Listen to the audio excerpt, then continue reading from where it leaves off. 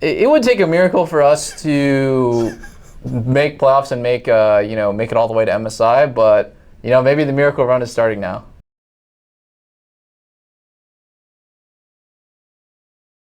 I mean, backstory, I was like fat my whole life, but I didn't really understand. Like literature about it is like way more common now. You can go on like YouTube and just Google like, how do I lose weight? And then you'll learn like, very basics, calories in, calories out. Yep. Typically like eat less, try to move a little bit more. It's just a math equation. But when I was growing up, I thought, there's all these crazy things like Jenny Craig, Weight Watchers, all these like faux like pseudoscientific things. So I thought that I just had terrible genetics. It doesn't matter what I do because I'd like run around my neighborhood trying to lose weight. I'm like, why am I not losing weight? And I'm like eating like trash, So that was the main problem. But anyways, fast forward, I met my teammate Chauster on CLG, and he, although he's not like super jacked or anything, he knew a little bit about nutrition and fitness, just the very basics. And he was like, just eat like this and come to the gym with me, and like I'll show you the ropes. So not only did he teach me in the game, but he taught me a bunch of stuff out of the game, and it just became like a habit where, I'm gonna be honest, it gets to a point where like working out of itself is like, it's good. I like it. I enjoy it and stuff like that. Yeah. I think a lot of people enjoy it. But if I don't do it, I feel like trash. So it's like more like I'm avoiding the feeling of like trying to feel trash. Like unproductive, disgusting slob type feeling. Like that's why I like still maintain it a little bit. Yeah. And I'm not by any means saying like, I'm like, and I feel like nobody in LCS is like in crazy, crazy good shape. No one anymore. There was Acadian. Acadian was probably the most Greek god type person I've seen in LCS. Well, the other guy that was surprising, small package, Balls. Oh, Balls was huge. Balls was ripped. Yeah, he was absolutely ripped.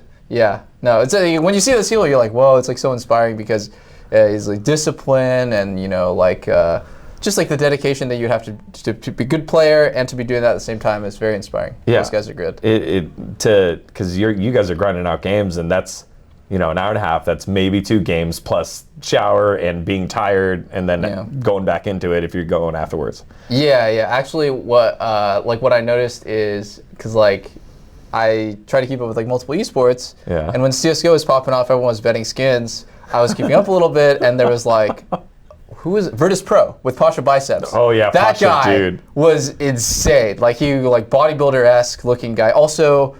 Well, before he got slammed for bullying, I was like, whoa, Freakazoid is like so massive. Oh, no. Yeah, and then that's what I noticed. I'm like, whoa, like CS:GO average player just looks better in terms of physicality than the average league player. I don't know why, but maybe the average age is older.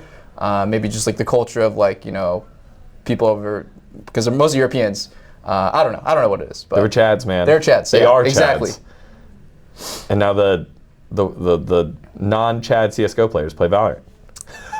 Oh my, yeah. I don't know. I don't care. I'm kidding. I'm kidding. DDK, I'm kidding. The 100 Thieves squad, I'm kidding. I'm kidding. That was. No, John also, it's Closer. He also kind of talks smack about Valorant. Like he's like kids game. He's an old schooler. Like he likes CS:GO way better.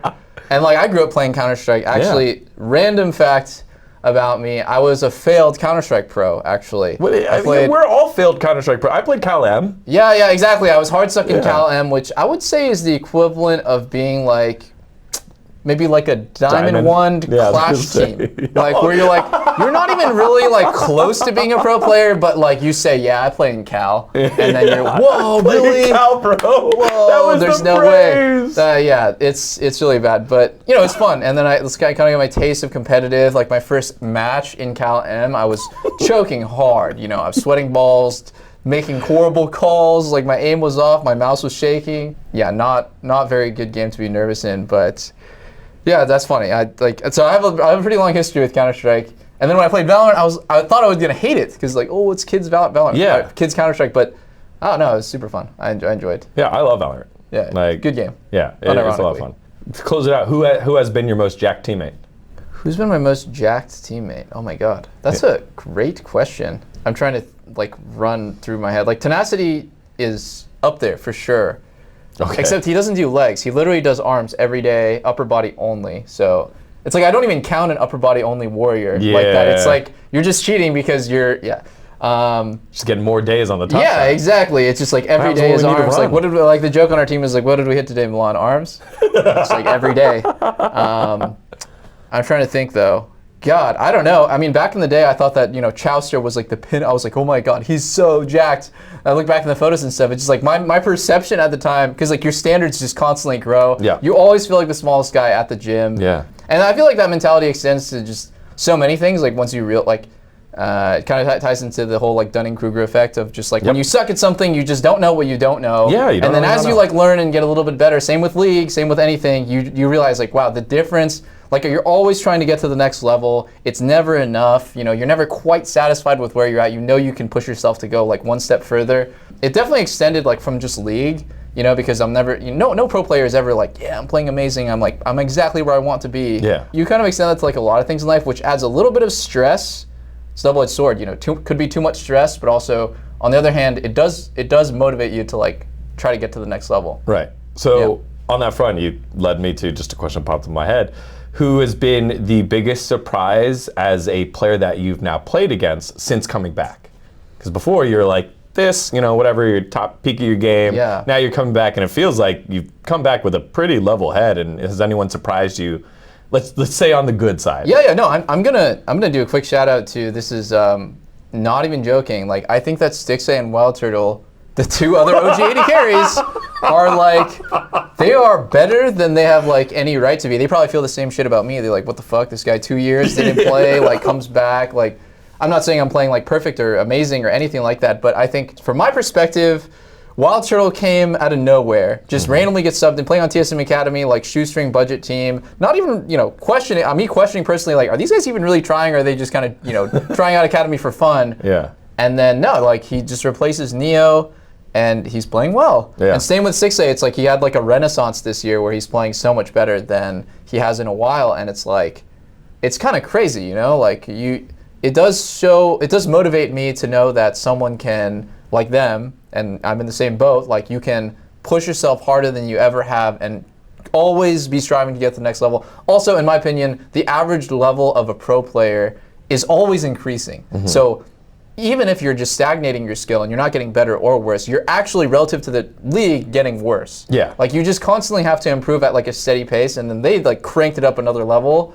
So yeah, like honestly, hats off to them. They're doing very well. You sound like you're a LeBron guy over a Jordan guy then. I have absolutely no idea about NBA. I like the r/NBA shit posts. Like they're so funny. Well, that's always the argument. It's like, well, if Jordan played in LeBron's time or Kobe's time, the game's gotten better, players are bigger. Look at all these guys off the street that Jordan was dunking over. Yeah, whereas now you're getting like these star athletes that grew up when they were like 12 being like, you're going to the NBA, kid. Yeah. But it is about like, a counter argument to that I heard is like you have to compare how good they were relative to their peers, not like the pure skill if you like transplanted the time. Because like apparently, dude, I'm just totally talking about us. This is like an iron player talking about league. But apparently, if you took like Mike Tyson out like from like that time where he was super insane and you like put him into like heavyweight boxing right now, he wouldn't be that good, like as good. Just because everyone gets better. I don't know. That's what I heard on Reddit. With that one, I think Mike Tyson and Michael Jordan, those are two very good examples of ones that like, no, those guys would still be like. Oh, really? They'd be insane? Okay, I don't know what I'm talking about. Maybe I'll read the comments to this video and then I'll hear the, because he will love typing, and it's so entertaining because I have no horse in the race. Like, I don't care. It's just interesting, like, perspective. Yeah. Then I hear, like, all these things, and more recently, people are trying to make, like, more references between, like, esports and relo sports. Oh, okay. And generations like that.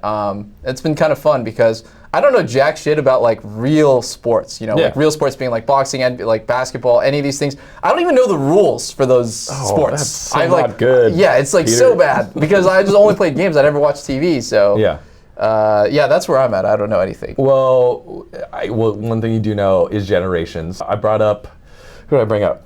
Is it weird that Nuke Duck, who's been playing as long as you? That's actually, that has been crazy. He brought up IPL 5, I think, or IPL... Did he? I thought that was Turtle that brought that up in the interview.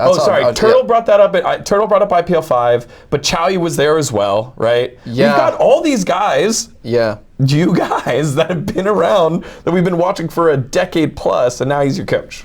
Yeah, it has been crazy. I think Nuke Duck is a great example of like, he's really good player, and he switched over to coaching, and he just because you're a really good player doesn't mean you're like really good yet at sharing information and teaching people and having like a process for improvement for people. Sure. Like setting timelines, setting goals. Basically like working with someone in interpersonal skills and stuff like that. Yeah.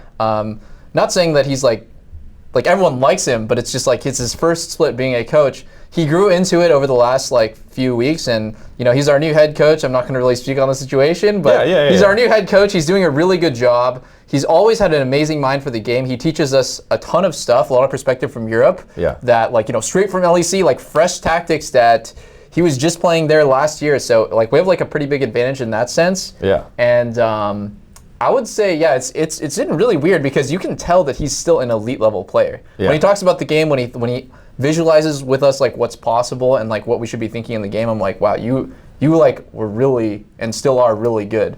So I really appreciated working with him, and it just goes to show like if you have a long career like that, I'm not talking about myself because I don't think I would really ever be that interested in coaching, but if you have a really long career, you could transition your skills and game knowledge and like all your expertise into being a coach. You've had coaches that didn't have game knowledge. I have. It's tough. It's tough when a coach doesn't have game knowledge because I feel like trust is built when you set an expectation with your team. Yeah. Like, let's do this. This will be the result. This is like the steps to get there. Yeah. And you deliver. It's like similarly, like, if you have game knowledge, it's like, let's do this. Let's, for example, like I'm coaching a team, like, let's do this play next time, and it'll be better than what we're doing right now. Sure. Trust is built like bit by bit when you kind of prove your worth. Yeah. So if you have a coach with very low game knowledge, it's kind of like they're kind of like lending credence to the players, and like it's not really their original ideas. So it can just be very strange because they take a more facilitator role. But then I've had amazing coaches like Kane, who he's a former player, top 4 world's performance. At one point, I would definitely say he's easily one of the best supports in the world. Kane and Prey. Yep. From Najin Blacksword, what a sick name. But like he came in with crazy good game knowledge and a really mature mind for coaching, and that was one of the best coaches I've ever had. Like I still respect Kane so much because like the level that he was coaching at was just like unbelievable. Compared to like the other coaches that I've had, basically. Yeah, I think another thing that I wanted to poke on is kind of where you guys are at a team this week. It felt like you guys have changed it up. Your early game isn't like awful. You guys aren't just being reactive. You're being proactive. Like that's the narrative. That's the Reddit narrative. The Reddit narrative is like you guys wait, and if a team allows you to win, you outscale and you win. If they don't, you lose. Closer's losing his head because he has nowhere to go. Like that, but it looked different today specifically. Yeah, we had so many problems that it was okay.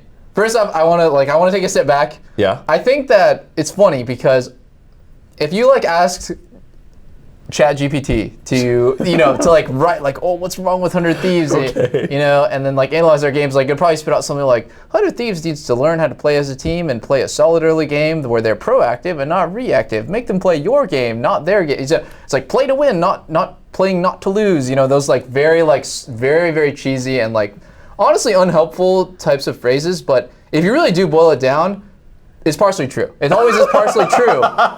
That's what sucks. That's what stinks. Like when you read that stuff, you can't tell ChatGPT's wrong. Yeah, you can't. Wrong. Like there is like a grain of truth in like a whole bunch of like pretty much dog shit comments. And what I will say is, it's like the chicken or the egg. I always tell people, like, do you think that the team doesn't want to play like that, right? Like, or is it that they're incapable of playing like that because they're really bad and thus they like resort, like their highest percentage chance to win is like X, Y, and Z. There's like so many variables, right? Like first off, like our drafts did like go that way and we didn't expect them to, and it was like a huge problem.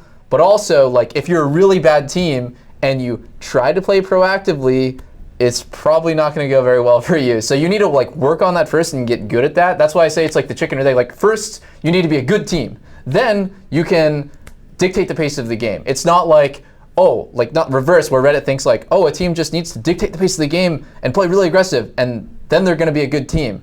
They kind of go hand in hand. So anyways, for the last 2 weeks, we've been working extremely hard. I've been crazy stressed out because on the chicken or on the egg? On which on one? both of them. Like we had to work on both of them at the same time, and you know, it seems funny because like the head coach change happened, and now we're like 2-0. Yep.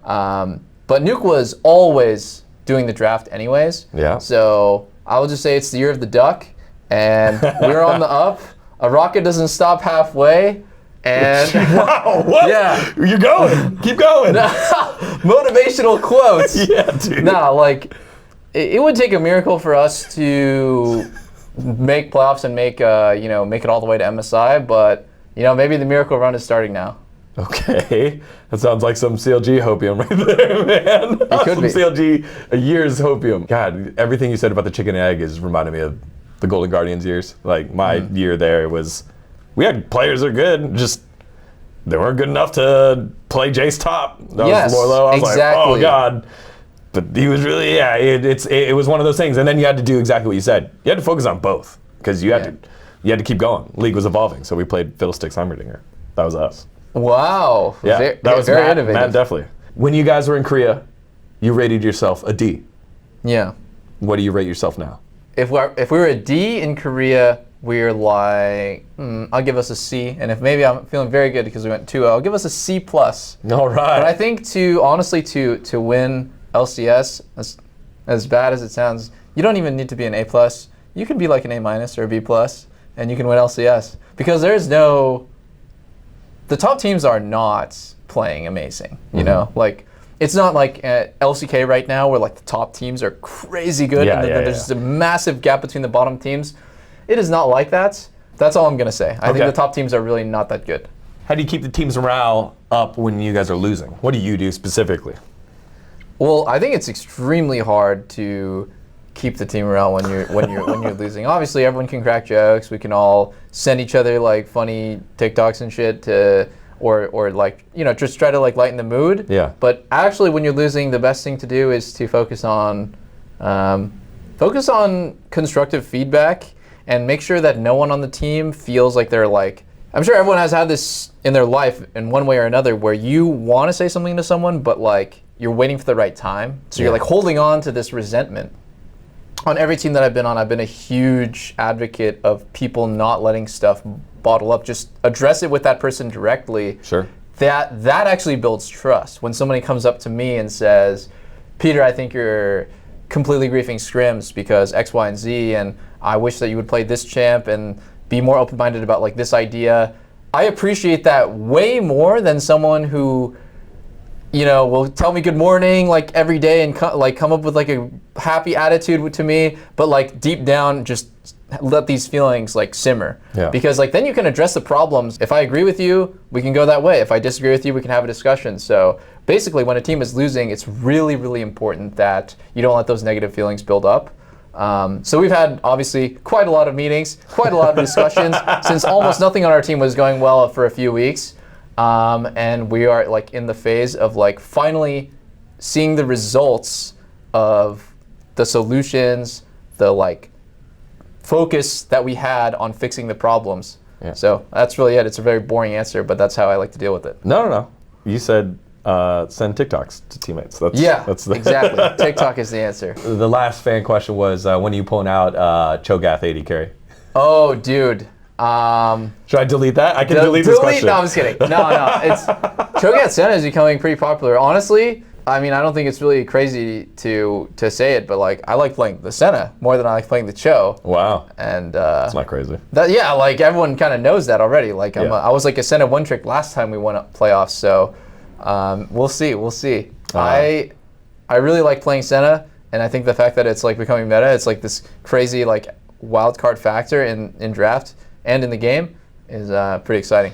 Going back to the question before, how do you deal with the negative parts? Obviously, you brought up the meetings and the struggles that you had.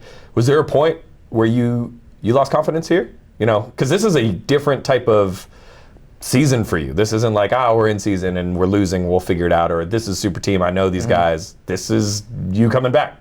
This is guys coming back. You got two rookies. Did you lose faith in yourself? Or faith? Was there a confidence hit? I would say that my confidence really was super bad in the beginning.